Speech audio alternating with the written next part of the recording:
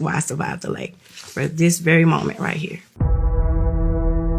Once I hit the water, once my head went under the water, I heard a voice say to me, "Chastity, you're under the water."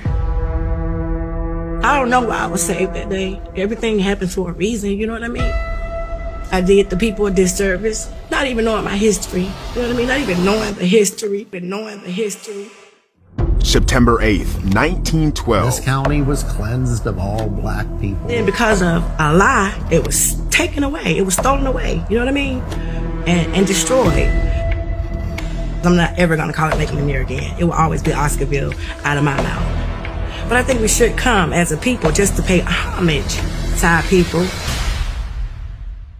Because why are we afraid? I didn't pass away. I got saved.